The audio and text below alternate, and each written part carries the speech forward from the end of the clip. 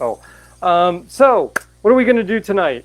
I'm in kind of a sour mood, as you may have noticed from my initial post that we were actually going to do this today. So as a consequence, and truth be told, we're a little short on limes. We're going to do drinks tonight that all involve lemon and don't involve any lime. I know, crazy, right? Doing tiki drinks that don't have lime in them, but you know that's what we're going to do. We're going to work with what we got. And we got a great setup of drinks actually that only have lemon in them. As I was putting them together, I actually realized something else. That I have this back. I have drinks. I have Star. I have glasses here. I have tasting glasses. I realized that despite having a refrigerator full of homemade syrups and orgeat and all that sort of thing, none of these drinks require any of those. So it made setup a little easier, which is good because we were running late today. As always, Picucci, the last name implies in Italian, I think, running late. So what are you doing? I was trying to see what color. Oh. Does a squidinator turn you into a squid? Hope not. It does horrible, unspeakable things, and we won't make mention of that form of anime. No. Anyway, we could do the joke. Do the joke? It's the top shelf. You could get it for us. From Disney. Oh, okay. Yeah. So Sorry. if you've been to Trader Sam's in Channagrotto, no Trader, but if you've been to Trader Sam's in Frog's Grotto at Polynesian at Disney World. Right. They do a drink, and it involves top shelf rum, their top shelf rum. And when it happens, their animatronic squid reaches an arm down with the bottle of rum in its tentacle and presumably pours it into your drink. It's very cute. It's very awesome. There's a lot of animatronic stuff that happens at Trader Sam's. Trader Sam's Grotto. So it's a lot of fun. Go there in the after times, because not right now. Okay. So what are we going to do? Well, we always start with a taste. And usually a toast is associated with that.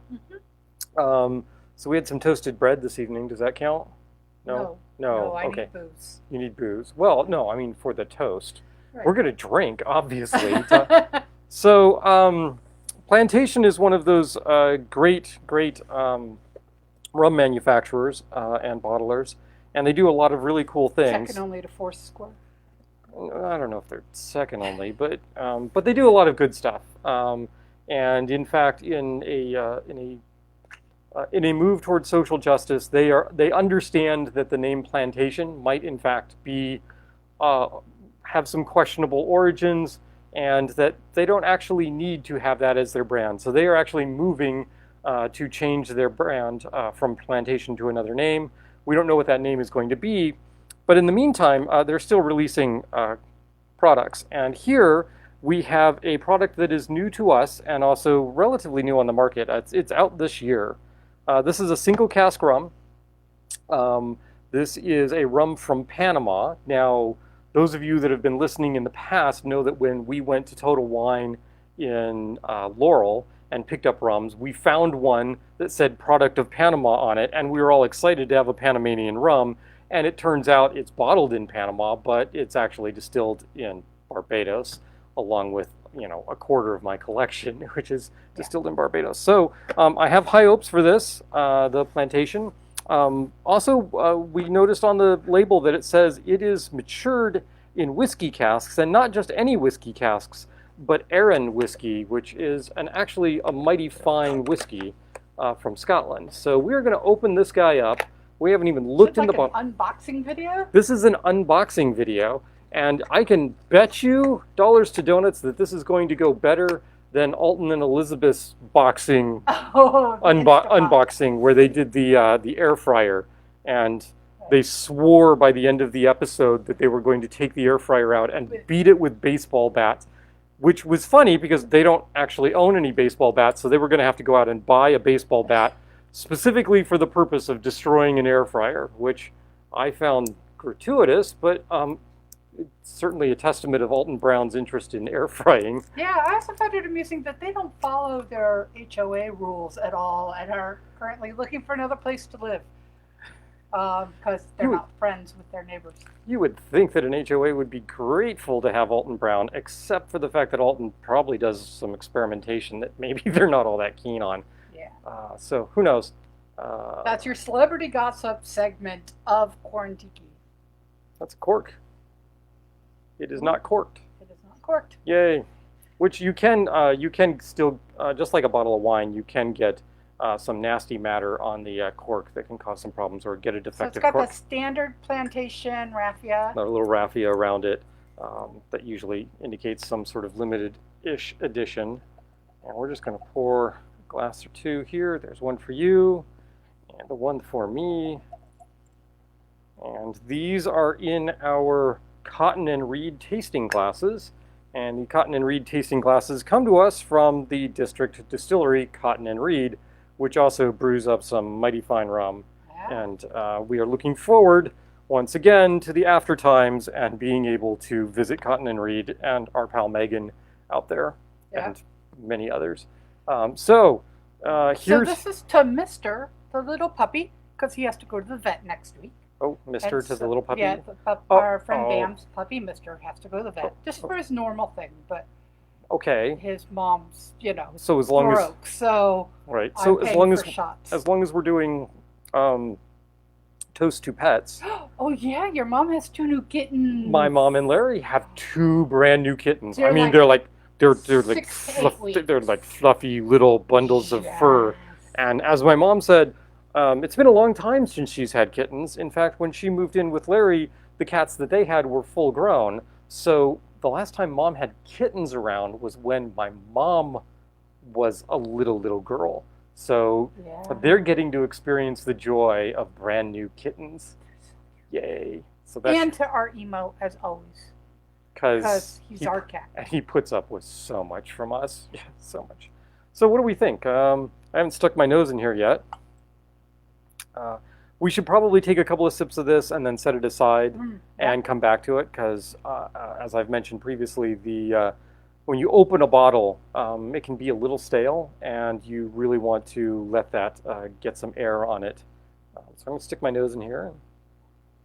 So I can tell that it needs to aerate because the flavors aren't all melded together, but there's some nice, interesting flavors in there that I am looking forward to it aerating a little bit. I'm not getting. I'm getting a little smell of acetone, but I'm not getting the alcohol burn, right. which is good. And this is 46.2%, so it's 3, 4, 5% higher than your usual rum. So this should have some heat to it, but not Right. And it overwhelming. says Panama 12 years old. Yep. Yeah. And we trust Plantation when they tell us how old things are. Yeah. There's usually pretty decent labeling on these guys. So we're gonna take a sip here.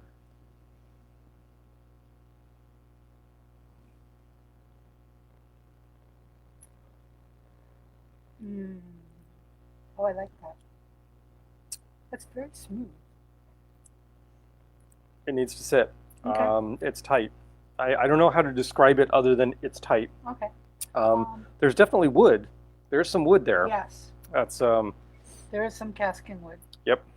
I mean, I'm not picking up much of the Scotch notes from the Oh, Aaron. I am. Are you? Yeah. There they are. Oh, like at the end? At the end. Yeah, so, Yeah, oh. okay. Oh yeah, so after you take the sip and let the drink go down and then pull some air over your tongue, yeah, you do begin to get a little bit at the end Scotch notes. So that's pretty interesting. This should get really nice Yeah. sitting for a few moments. I mean, So- it's really pretty good as is. It's a little one note up front, I think, but I think again, Yeah. I think that's the tightness. Yeah. Give this some time to open up a little Right. bit with some air. So it is a limited edition rum. We had a lesson in limited edition today because we're doing our haunted tiki party next week. If you're local, all of our local slots are taken for pickup, but if you want info on the Zoom, just let me know. I'll make sure you have an invite to the Zoom. Mhm. I know Colleen is on here, who is getting a special made I'm, non-alcoholic I'm, drink. I'm going to sneak around here. And you have a mic, you have a mic, you have a mic. So I can't do that. Okay, we're not going to do that. Um, I'll send my wife out at some And point. Andrea and Brooke Right. have reservations. I have but the mic, right? You have, yes, you have the mic. I have the mic tonight. We have given up on the two mic solution for now. Blah blah blah. Solution. Yeah. All right. But yeah, if you want info. Oh, but so one of the drinks uses a limited edition rye, which Pooch realized he may not have enough of to make for the people who requested that drink. Oops. So we went to the store to get some. Well, and ABC Online went, no, not available at any ABC. We no longer carry this. What the heck are you doing looking for it? Like, so then we tried our trusty Ace and our trusty Snyder's, and neither of them had it. And SNR. So we did a journey to a new liquor store for us. So there was a new liquor store that I had referenced on Instagram by a couple different people. So I had thrown it in my list of places to check out someday in the future. And we checked there online, and they had it, and we went and we got their 2 bottles. Yes. We got both. We got all of them. Yeah. Yep. So Yep. Yeah. So if there is a limited, one thing to look, if you're looking at booze and you're like, maybe I'll get this, maybe I won't, find out if it's a limited edition, and if it is, you might want to get it. And if you're getting low on something that's a limited edition, and you want and more you of find it, more of it, you might want to get 2 of it so that you've got it around. I was going to play around a little bit with lighting, Hun, and see if like maybe turning off, actually if we turn off the main light, whether or not we get a little more light on my face as the light detection on the camera system will, nope, that's no worky. That doesn't make things any better. All right. Okie doke. Well, in any case, we're going to make some drinks this evening, and they involve lemon juice and rum and a number of other things. But we're going to go ahead and do that. Yeah, you could put it. You could put it here. So my apologies for this week. So as you can tell, we are futzing with the bar. Actually, that does provide a little more light. Yep. Especially if I step back. We're futzing with the bar and making the bar look kind of nice for the Halloween Zoom that's coming up. And so the room that you can't see is a mess, and the room up here we're working on what we need to do to make it appropriate. And it'll be sort of dark and spooky for the Halloween party. You can just leave it right on the corner. It's fine. But we're still trying to figure out lighting and the like for broadcast. So who knows? So that's why we're having the problem with the lighting. We're playing, all right? It's our podcast or whatever live broadcasty thing we can play. Vlog. It's our vlog. We are vlogging you. Hopefully by signing in, you already gave your consent to be vlogged. So anyway, I'm going to say hiya to all the people that I know that I can see that are on. So Andrea, Brooke, Colleen, David, probably others, because somebody else just joined as well. Yay! So the first thing we are going to do this evening is a drink called the Beachnik. So the Beachnik was created in 2004 by Jeff Beachbum Berry. All credit to him. And as he says when he's talking about this drink, if you're like most tiki people, even when you're not drinking, you're sometimes thinking about drinking. And as a consequence, this drink has its origins in Jeff eating an energy bar, that was flavored with honey and lemon, and went, I wonder if I could make a drink that tastes like this.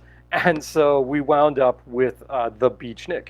So what are we going to do with the Beachnik? The Beachnik is a blended drink. So of course we need a blender tin. So right there. And we are going to start with 3/4 of an ounce of lemon juice, which is brightly fresh lemon juice. It is less than an hour old. So we can go 3/4 of an ounce. It's probably less than half an hour old. I mean, this stuff is fresh. So 3/4 of an ounce of lemon juice.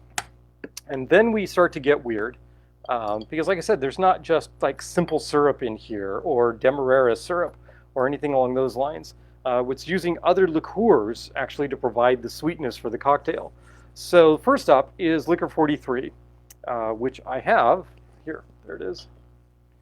So Liquor 43, a secret Spanish family recipe of Mediterranean citrus fruits infused with selected botanicals, which could mean just about anything, but what it means in this household is yum. We really like Liquor 43, and it works. Thanks to Jolly Bartender at from Vermilion Bar, Nate, who introduced us to Liquor 43. When I looked across the bar and went, "What's that?" He said, "Oh, you don't know this." And since then, we've always had a bottle of Liquor 43 on our bar. So citrusy, a little spicy, but I mean it's light spice. It's not your typical Caribbean spices, and it's certainly not hot in any way, shape, or form. And there's definitely some, yeah, there's some botanical elements. I would be really hard pressed to try and pull out what any of those are. It is a really nice blended flavor, and it goes really nicely over vanilla ice cream. Really, really does. So there you go. The light behind you that's showing white light on your arm. Yes. Your orange light is very distracting and mucking up the light. So we should yank the orange light, is what we're saying. Yep. All right, all right. So this is unsolicited advice from the lighting director. No, from others, and then the lighting director says, "Yeah, That's what's doing it." All right, what they say. And there. It's better. It's less distracting, and that's okay, because I want it to be less distracting, because I'm a Leo, and your attention should be on me, not the light, on me. Me, Leo, right. All right, so there's the Liquor 43, which is a little sweet, but we need more sweetness, and you may have noticed that I said lemon and honey were the flavor ingredients that inspired Jeff for this drink. So we need something that's honey flavored. We could just go and put honey syrup in here, but that's not the direction that Jeff went. Jeff went with a German liqueur called Bärenjäger, or Bärenjäger, which literally means bear hunter in German.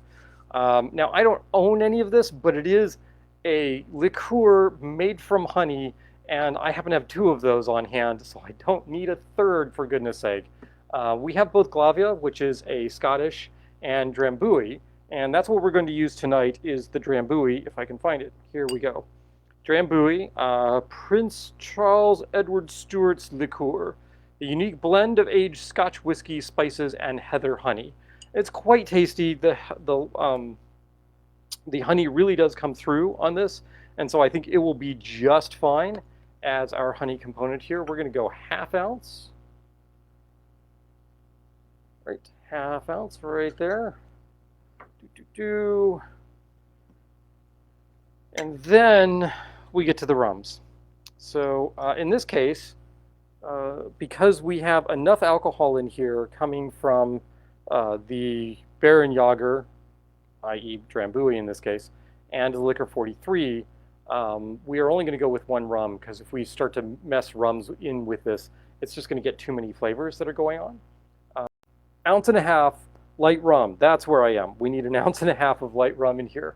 So we've got lemon juice, Liquor 43, Drambuie, or Bärenjäger, or Glavia, or some other honey liqueur, and then 1.5 ounces of a light rum.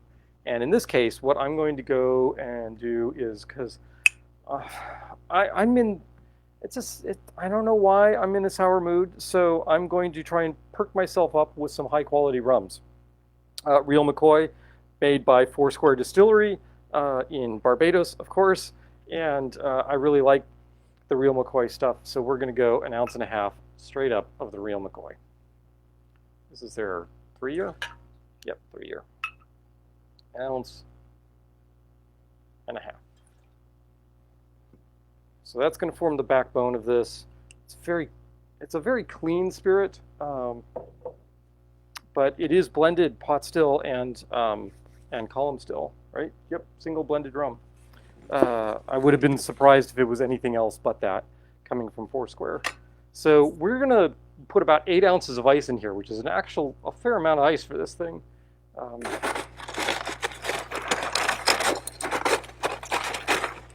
we're going to go like a full scoop of ice.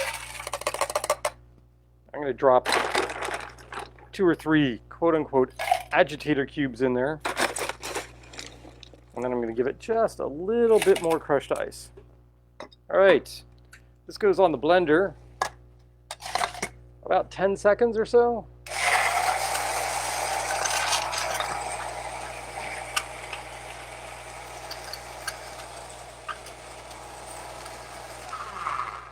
Seems like about 10 seconds. What do you think? Sound about right? And then this is just going to be dumped in a glass. That's it. We're not going to do anything else to it. We're not going to strain it, nothing else. It's going to go in a glass. And what they said, unstrained into a Pilsner or other glass. Well, I actually want to see what this looks like because I've never made it before. So we're going to go with a Pilsner glass, which is down here. Down here. Pilsner glass. Dun, dun, dun. You've seen my Pilsners before. There you go. Pilsner glass. It's got the bamboo pattern on it. It's got some water spots. Those are not part of the pattern. Although, you know, that would be a great pattern, wouldn't it, for a cocktail glass? Just have water spots on it and, you know, be like, no, that's etched into the glass. Oh, okay. All right, here's our lovely little Beachnik. All right. So my Pilsner is apparently a little small, so we're going to do the open pour with what is called a gated finish, and look at that. Right there. Not bad, not bad. And then it's Beachnik, right? So surfboard. Yes, this is from Sippin' Santa. Here's a surfboard in there as a garnish. And we're going to reach in to our little pot of mint over here. And we got the little spindly bits on here. Pull those off. Smack this around. See also previous comment about consent. That goes in there. We need a straw for this. And there's, sure, we'll go with this. Yep, 1 orangish straw. I'm just gonna stick that in there. Oh, the surfboard is falling down, can't have that. There we go. So this would be the Beachnik. Dun, dun, dun. So, wife, here you go. It's moving.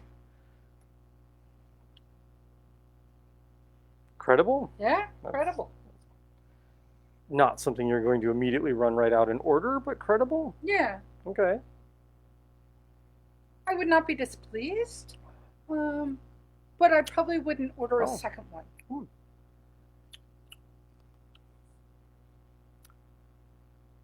It's interesting. There's an initial note where all 3 flavors are blended together, and then it's kind of like they separate on you. Yeah. And it's like, oh, there's the Drambuie. Oh, you know, there's the Liquor 43, and the nice backbone of the real McCoy.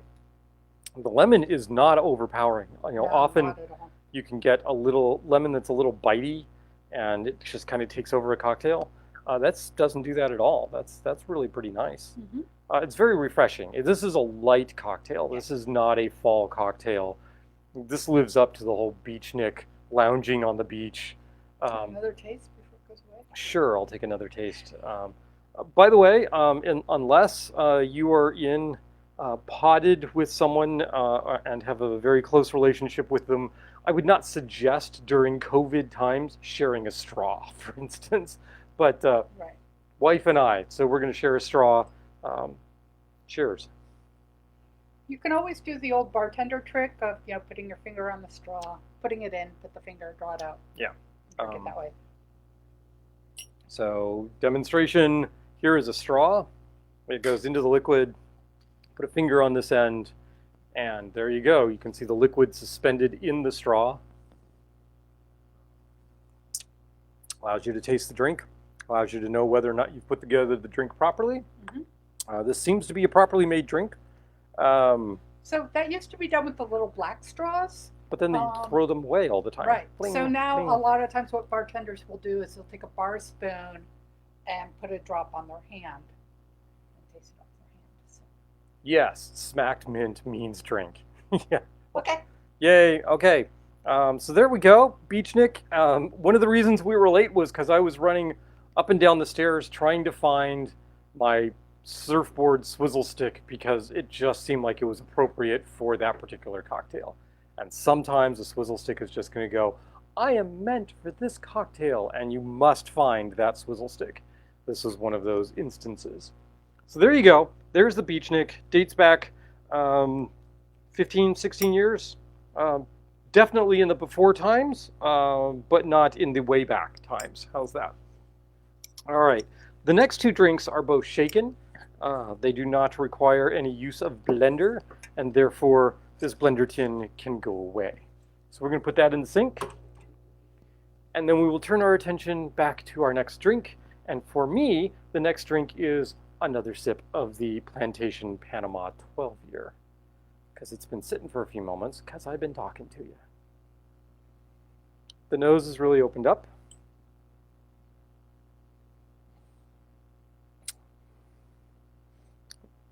I almost get some nuttiness off the nose. Like an almond or almost a walnutty, kind of like a faint walnut. The cask shines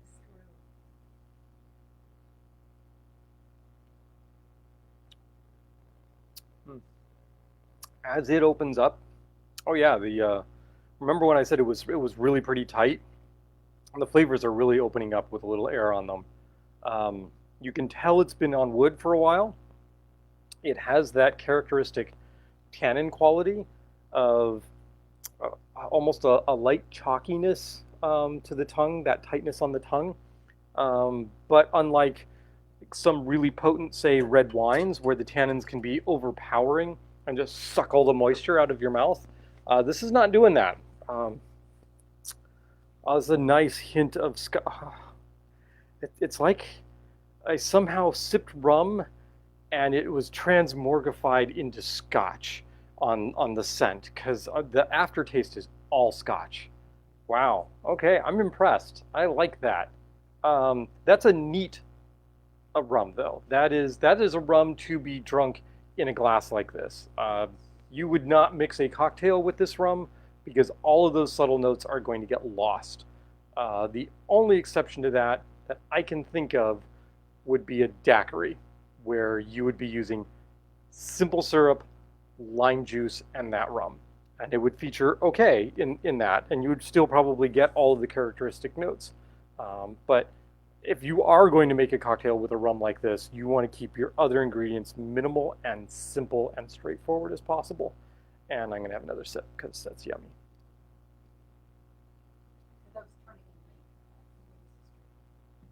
For those turning in late, what is this drink? So I'm going to assume by this drink they mean this drink, this alcohol. This is a limited edition release from Plantation. This is a Panamanian rum, aged 12 years. This is cask number 3, bottle number 88, 46.2% alcohol, and it is cast for at least some portion of, let's see, it actually says, this is a nice thing about Plantation. When they do their exceptional casks, they tell you things about them. They don't try and hide anything. This is 1.5 years aged in Arran whiskey casks. So 12 years aging total, and we have 1.5 years where it is on Arran whiskey casks. And this is straight up column still. 4 different column stills go into here. Initial material is molasses, not unusual, and it was fermented 3 days before being distilled. So here's another thing. So all of that information is sitting on the back of the bottle, and you can actually read it. And with Plantation, you can trust it. So that's very nice to know what you are actually drinking. So that's pretty impressive. I like that. I like the aggressive. Let's tell you what is actually in this bottle. That's very nice. That's not something that is necessarily true of some other rums that we won't mention. Pooch drinks two. I have to drink two? Oh, yes, well, duh. All right, who's getting the first drink off the mint that was smacked? That'd be me. All right, so our second drink, we're going to go venturing on the high seas, and we all know that there seems to be this connection between rum and pirates, so it shouldn't be surprising that there are any number of tiki drinks that are named after famous pirates, their ships, various ports of call that the pirates used to go to, all those sorts of things. And this is no exception. This is the Blackbeard's Ghost. And I'm going to need my instructions for this. So I'm going to pull this up here because this has multiple ingredients on it. Now, this also comes to us from Jeff Beachbum Berry. This is patterned after a drink that he had at a restaurant called Blackbeard's Ghost. And this is in California. It escapes me exactly where in California, but the restaurant unfortunately closed in the 1980s, like so many tiki places did. And so this is his nod to that particular cocktail. And he's calling it the Blackbeard's Ghost. So here we go. We are going to make this drink shaken. So we're going to start with my little plastic tin here. And we need 1.5 ounces of orange juice. Once again, fresh squeezed orange juice. Whatever you do, do not use Sunny Delight in cocktails. Unless you are intentionally wanting to use Sunny Delight in cocktails and making the cocktail around it. Why do I say that? I don't know. I have Sunny Delight on my brain. Leave me alone. Or actually, don't leave me alone. Please, please, God, stay on the line. Otherwise, I don't know what will happen to my ego. So here we go. We have 1.5 ounces of orange juice. All right. 1.5 ounces of orange juice. Yay. And then the lemon juice comes up, and it's a full ounce of lemon juice. So this is an awful lot of citrus in here. Let's swirl this around a little bit. Now, I generally don't consider orange much of, if at all, a citrus in my cocktails, just because its acidity is really pretty low, and it doesn't really give you that tart sourness you're looking for. But it does contribute a little, especially if you're mixing it with some other tart or sour ingredient. All right, next up is Fallernum. So we did use some Fallernum last time. We're still going to go with John D. Taylor's Velvet Fallernum. This is basically, it's a light almond syrup, very clear, unlike orgeat, and it is brightened with some citrus and some various other spices like cloves and that sort of thing. So it has a very different mouthfeel and a very different taste than orgeat. They are not interchangeable. We're going to go a full ounce of Fallernum, but it is still a syrup, which means it is going to be sweet. Full ounce. Full ounce right there. All righty.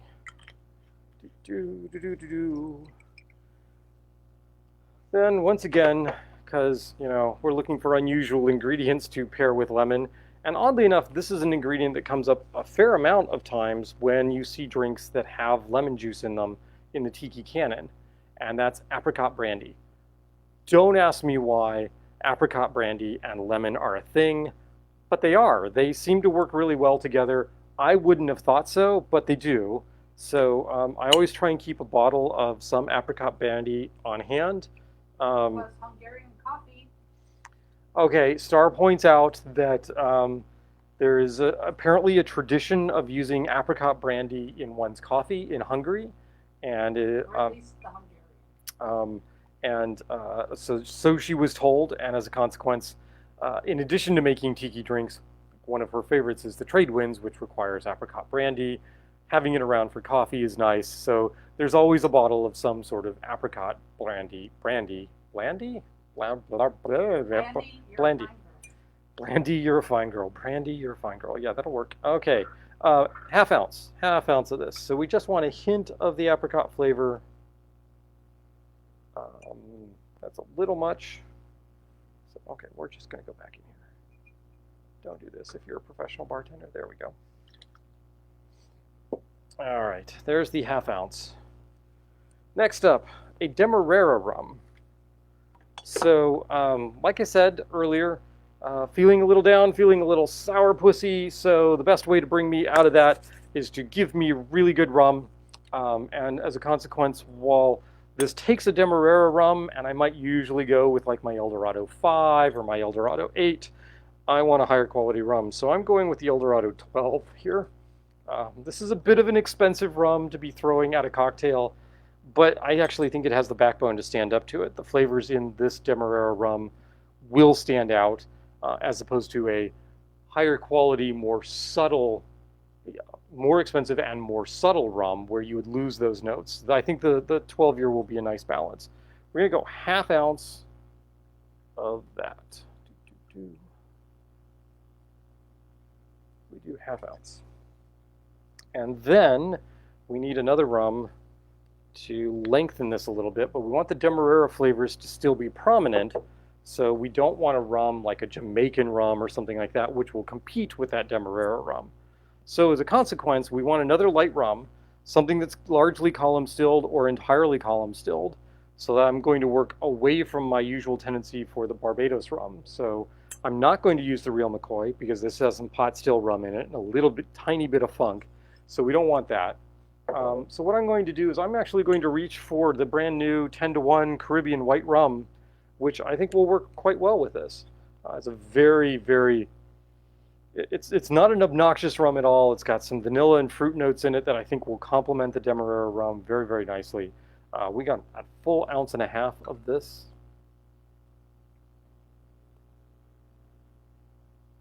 So one trick, especially when doing something like an ounce and a half, so the jigger here has got markings on the inside for half ounce. I have another one here that's quarter ounce, half ounce, 3/4, and then of course if you fill it all the way to the top, you get a full ounce.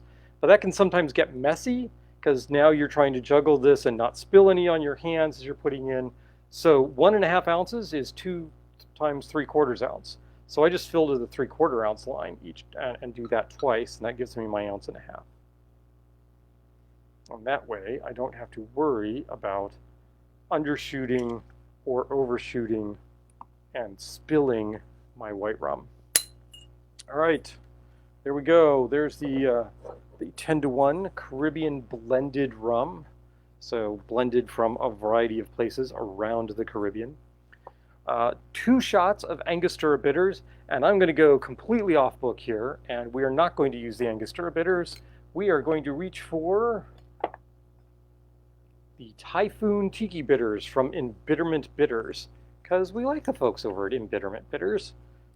Modern Bar Cart and his group over at Embitterment Bitters and the Modern Bar Cart podcast. Which, if you haven't heard the Modern Bar Cart podcast, I would suggest going and starting with the early ones and go back, and he talks you through setting up, you know, a simple bar and what tools you need and what alcohols, and takes you through basic terminology and all that sort of thing. It was very nice. When I was first setting up this bar, it was great to have and listen to Modern Bar Cart and have Eric talk to us about cocktails in general. So it was very nice. Highly recommend Modern Bar Cart. That's it. So orange juice, lemon juice, Fallernum, apricot brandy, Demerara rum. We went with an Eldorado 15. Feel free to use any Demerara rum you'd like. And then the original recipe actually specifies a light Virgin Islands rum, which would be Cruzan normally, is the light rum that most people, well, is the Virgin Island rum that most people think of. The other rum that comes out of the Virgin Islands that you will have heard of is, of course, Captain Morgan. But it specifies light rum here. We're not putting Captain Morgan in here. It would obliterate the rest of the drink. So. Can't you use the markings on the larger size of the jigger? I could if this were actually marked at 1.5. I could. It's just marked at 1.5. Yep. Yes. And actually, so if, okay, geeky measuring here. So if you had an ounce and a half measuring on the larger portion, you would be better off using the single ounce and a half measure than using 2 3/4 measures. Why? Because your measurement error is going to be compounded by measuring twice here as opposed to only once here. Quantitative chemistry, background, blah, blah, grumble, grumble. All right, so there we go. That's what goes in this cocktail, and then we need some ice because we're going to shake this up. All right, so that goes there. We're going to shake this up, and then I'm going to need a mug to put this in, and I'm going to suggest to my wife that she grab the Blackbeard's Ghost Pirate mug that's over there because I think that would be, well, appropriate for this particular drink. Ta-da! See? Doesn't that look awesome?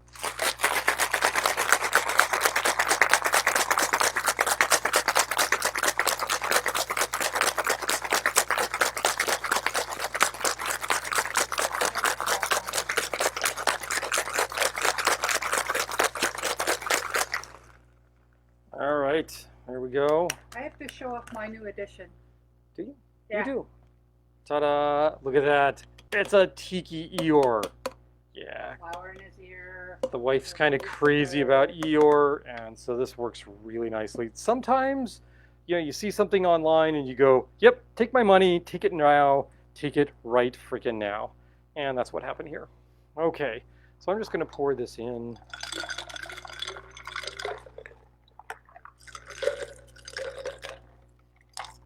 Big mug. And I'm going to need strainer to get the last little bits out of here. There we go. And then I think what I want to do is I've prepared a garnish here, and what we have is this is just a lemon peel, and it has a Luxardo cherry on it, and it is, of course, a pirate cutlass, because why not? So that's going to go here. If you want to garnish it with like a big flower or some mint or something along those lines, feel free. I think that would work just fine. We're going to stick a great big blue straw in here. And then we are going to take a drink.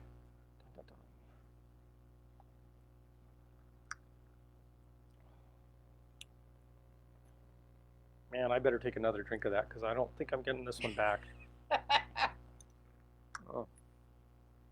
Oh, that's quite tasty.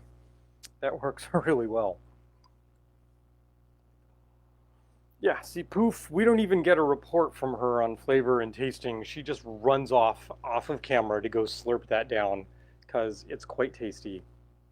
The straw is from Surfside Sips, as is pretty much all of our glass strawware is, I think actually all of our glass straws are from Surfside Sips. We love them. If you would like to get some glass straws, because then you're not using plastic straws, and that's a bad thing, apparently, you can go to Surfside Sips, you can order straws, and there's a little promo code that you can give them that is just simply the word Lovecraft in all caps. And if you do that, you're going to get 20% off your order, which is pretty awesome. So glass straws, they make all sorts of things. They make them in different colors. They make these little like bamboo-looking straws. They make straws with pride flags on them. They make tentacle straws. They just make all sorts of different sorts of straws. So go on, check them out. If you are in the mood to buy some glass straws, do so. Yay, awesome. Anne's here. All right, yay! I don't know when Anne joined. I probably missed her originally. Oh, just now. Oh, awesome. She saw Eeyore and had to join? Wait, no, she joined and then saw Eeyore. Okay. So I don't have a drink in front of me aside from, oh, right, the Plantation Panama. So I'm going to have another sip of this, and we'll see if it continues to open up and become even yummier than it was.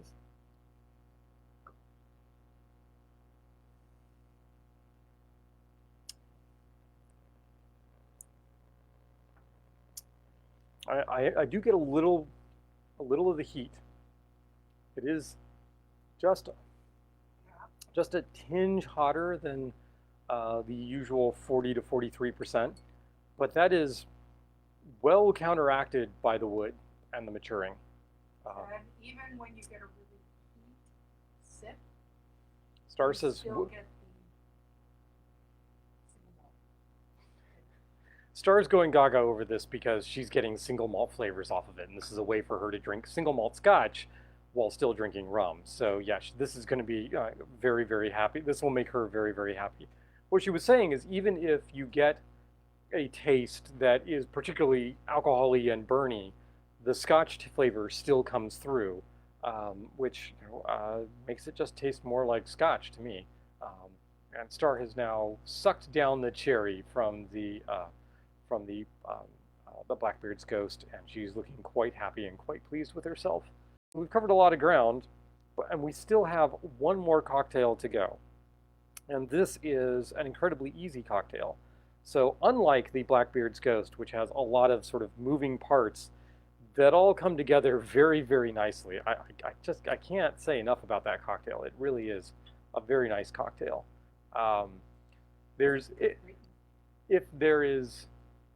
If I had one complaint about that cocktail, there's a certain depth that's missing. There's a deeper, like a sherry note or an absinthe note or something like that I would want just a hint of down at the bottom of the drink, of the flavor profile of that. But otherwise, no. I mean that is just going bink to an already really wonderful cocktail. So there we go. That's pretty nice. Also happy with using the embitterment bitters in there instead of the Angostura. I think the Angostura would not be as good in that cocktail. All right. So our last drink is the Lanny Honey. This is a very, very simple drink. This looks an awful lot like a daiquiri, but instead of a daiquiri, instead of the lime juice, we're going to use lemon juice, and instead of a simple syrup, we're actually going to use Benedictine, and that's it. Just a simple 3-ingredient cocktail. Next weekend is Halloween weekend. Ghosts, goblins, creatures going bump in the night. We're throwing a tiki party. No, we're not having anybody over. Okay, there might be a couple of people that come over periodically during the evening and sitting out back and maybe having a cocktail at nice, way safe distances. But those will be few and far between. It'll be a virtual broadcast. So Star brings up the question of whether or not we're going to do a podcast or a vlog on Sunday. It is my every intention to do so and give you, quote unquote, the after action report of the tiki party. It's going to be a shake and drink. We're going to go 1.5 ounces of Benedictine. This is an outrageously large amount of Benedictine. 1.5 ounces Benedictine. So let's do. 1.5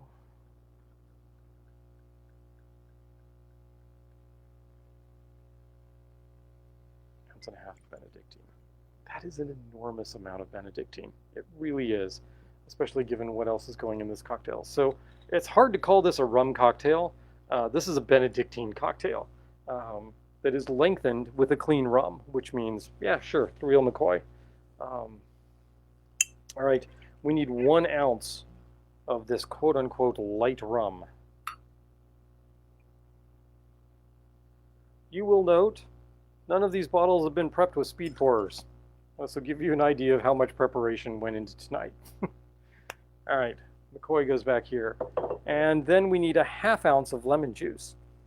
So we're a little off on our traditional daiquiri proportions. So let me get this in here, 1/2 ounce, and I'll talk about that in a moment. Because apparently my brain is one track this evening. That's jumping a lot of tracks, but for any given time, it's got to be on one track. Some ice in here, and then we're going to put this in a couple of cocktail glasses, and we shall see what we shall see on this. What do I need here? Oh my gosh, who the heck said that? Ann Carey. Wow. That's an amazing compliment. Either that or, it could be that these are the only daiquiris she's ever had, but I know Anne. I find that would be hard to believe. So, all right. We're going to throw some ice in here. This is going to be a strained cocktail, and as a consequence, I'm going to use a combination of both crushed and whole ice. Do that. This ice cube has something nasty on it, so it goes into the sink. How's that? All right. I need to put a lid on this and shake it up. And ready for this. We're going to get loud again. Here we go.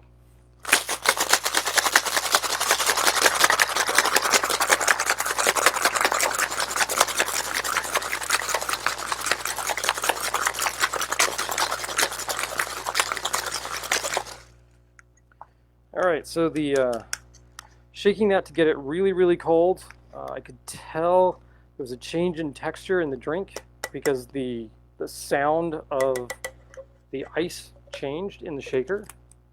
We're going to put a strainer on this, make sure that's set properly, and then I'm going to go with these two small, almost mini snifters / wine goblet, mini wine goblet-y things.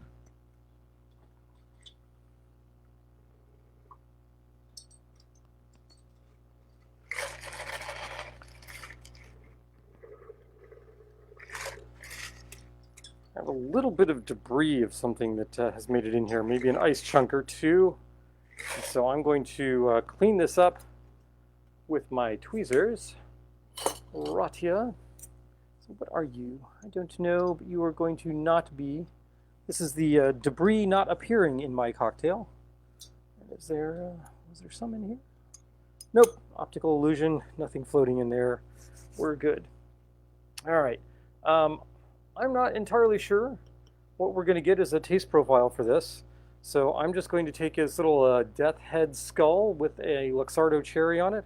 And I'm going to drop that in one of these. And for the other, I'm going to take a little lemon peel and I'm going to express that into the drink. And then I'm going to run the lemon peel. So now you've got some of the oils from the peel expressed to the top of the peel. So that's why you run it around the top of the glass, because then the oil will be on the top of the glass and you'll get a nice tart pop of lemon in there. And then we'll just drop that in.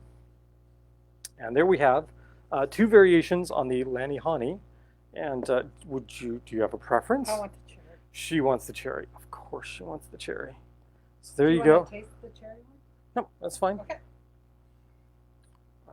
So cheers to our third cocktail, the Lanny Honey. Oh, it smells very lemony.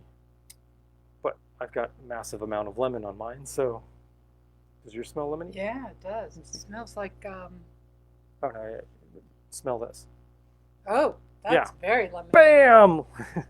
As Emerald would say, bam! Although he went bam. This is bam, in your face, bam. Like face sucker, bam. Like, oh, wow.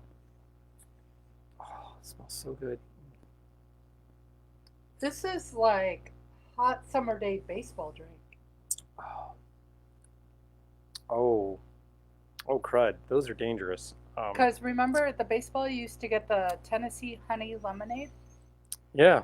That was the Jack Daniel's honey and lemonade, basically, right, mixed. because Jack Daniel's had a booth at National Stadium. And so you had like this really, really tart lemonade that they mixed with Jack Daniel's honey over ice, and it was just refreshing as all heck as we were watching the Nationals beat the living daylights out of somebody else. Yeah. And Grandma was sipping on her god-awful cheap beer. Budweiser, yeah, Bud. Hey, when you're 98, you get to drink whatever the you want. When you're 98, you should pretty much get to do whatever you want, I think. That's why she got to go to the baseball game. And, it's like, what would you like to eat? And she could, whatever nasty hot dog variation she wanted to eat, she got it. Yep. You want fries with that? You got it. You want cotton candy? You got it. You want cotton candy wrapped around the dog? We'd get it for you. We're not going to touch it, but we would have gotten it for her. you. So yeah, this is refreshing sitting in the sun watching a baseball game drink. Yeah, so I'm going to have to work on this because this is clearly not a fall drink. This is not an autumn fall drink. But this is yummy. Well, yeah, but if I went with a darker rum instead of using the clean rum to complement the Benedictine, yeah, I think that would make it more fall-y. And maybe even like there's ways you can transition I'm speaking to the mic. There's a way you can transition a summer drink to a fall drink based on the rum. Based on the rum or based on doing other things to it. So I'm going to actually reach over here. And so what I have here is a nutmeg, and I just keep a nutmeg around. There's a lot of drinks that have, especially in tiki world, that have a little nutmeg grated over them. So I'm just going to do 2 or 3 grates of nutmeg, which is going to change the smell on this. Put that over here. Have a nice little desiccated lime wheel. This is one of those things where when you're doing like fresh limes and lime slices for your cocktails, you like put them on the side of the glass, that sort of thing. When you're done, just take a dehydrator and dehydrate those slices, and they will last freaking forever. You're like, Pooch, that looks disgusting. That's all brown and nasty. That's because before I put it into the dehydrator, the word I just used, yes, I coated it with some Angostura bitters. And so it dried to originally just almost a blood, coppery, dry blood look to it. And you could just set that on top like that. Or if you wanted to, still with a dehydrated wheel, you can always take and put a cut in it. Crunch, crunch, crunch.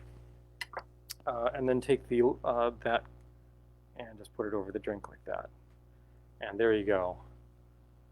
There is the lemon forward version of the Lanny Honey. And yeah, there's a history on this drink, and I don't remember it, and I didn't write it down, but Jeff Beachbum Berry certainly has it in his Total Tiki app, which all these drinks are from, and most of the drinks from that app are actually taken from his books, which I heartily recommend as well. He has several. Please keep supporting him, and any of you that happen to be anywhere near New Orleans, is my understanding that Latitude 29 is open, so please occasionally visit there.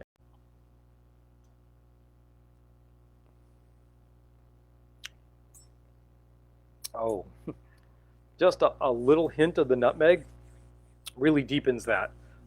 That's a very nice drink. That would work, I think, for fall, in fact. A little deeper rum to go with that. A little shaving of nutmeg across the top. That'd be awesome. So if you use an egg white in a cocktail, classically done with any sort of sour, it does go into emulsion in the cocktail itself, and it helps thicken the cocktail and give it a slightly different mouthfeel, which is really nice. But it also tends to put a nice, thick, heavy foam across the top of the drink. And when you have that nice heavy foam, you can do all sorts of things with the decorating on the top of it. So you could take like a stencil and grate nutmeg over it, and it would show up in whatever form the stencil was. You've also probably seen people will dash bitters into the egg foam across the top, and then they can use and draw designs using the bitters across the top of the egg foam. And that's really kind of awesome and clever with the presentation. But tonight, we're not going to do any of that, and we're not putting egg foam in this, but it's just a thing to remember when you're like, some allspice or a little nutmeg would go a long ways toward making this cocktail just a hint better. So it's a way of doing that. We have a call out. The wife is coming. She has a call out. We have a call out to Shannon Mustafa, who won an award at the... Here, I can hold this while you look that up. Shannon's book, Modern Tiki. International Association of Culinary Professionals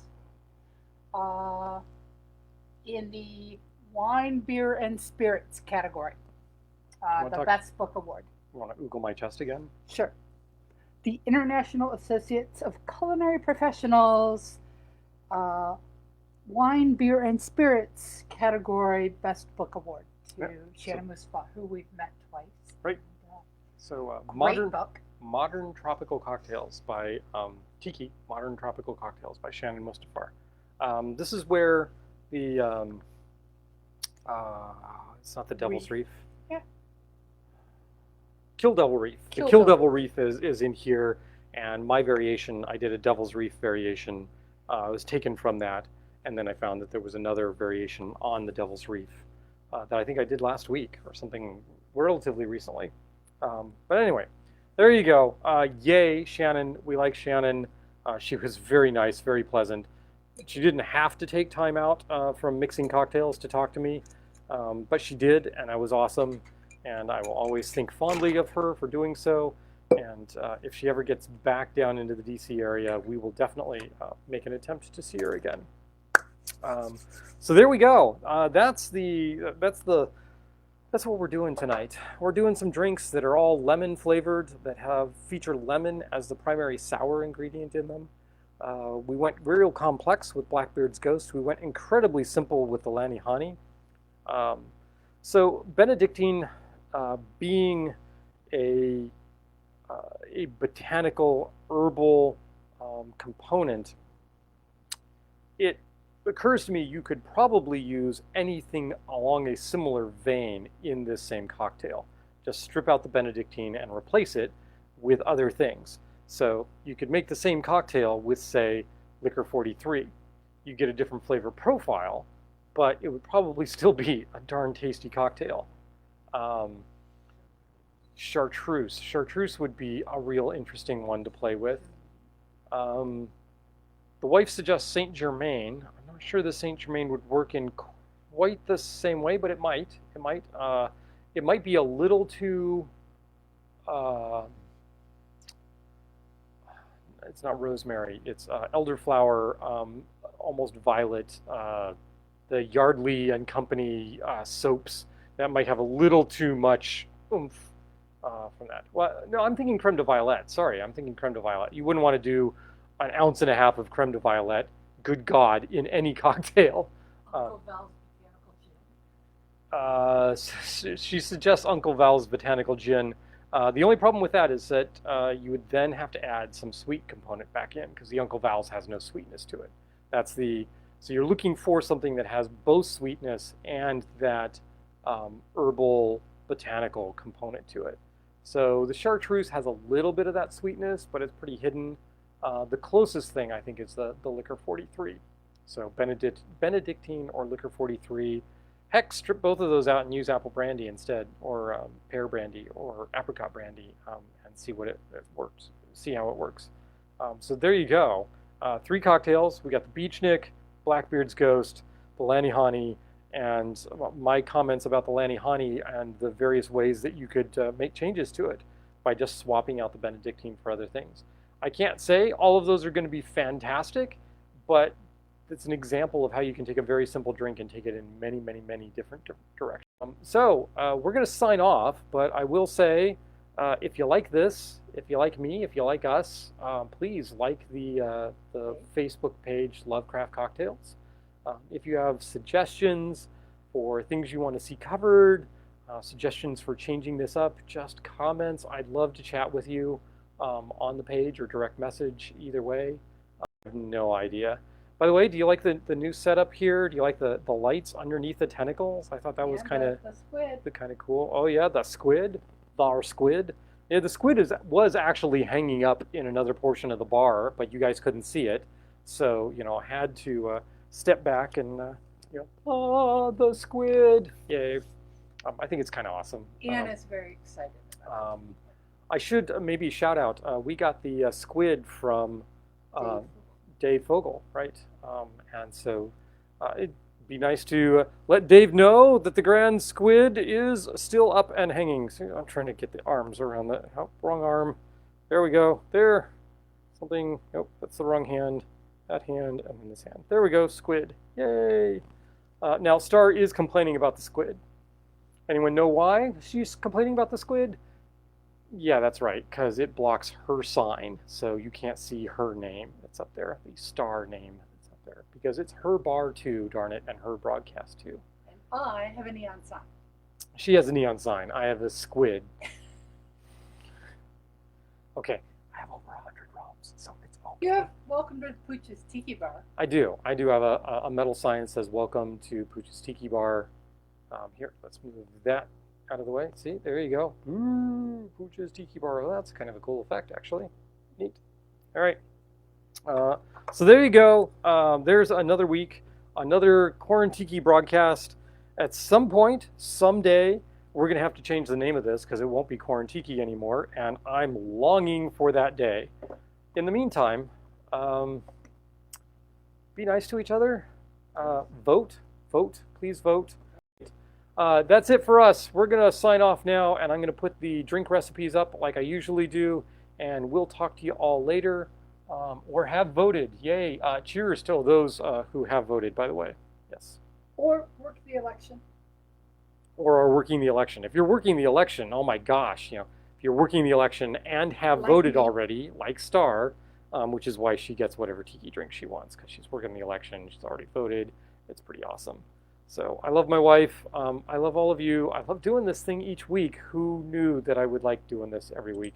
Oh, by the way, see, do you like the new shirt? So we've got the Cthulhu figure here with H.P. Lovecraft right there. Like there's, probably can't see. There's H.P. Lovecraft right here, encircled by Cthulhu. That's a kind of cool shirt. I'm not sure how long this shirt is going to last. It's not the best quality in the world, but it's very decorative. So like me, I'm not sure how long I'm going to last, but I'm decorative. All right, there we go. You've heard it from my wife. If anything happens to me, you know what happened. All right, talk to you later.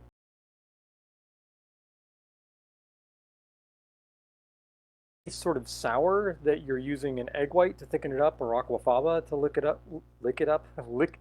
to put a head on it, to put foam on the top of your cocktail, and to wow, losing words today. See, I told you a sour day for me.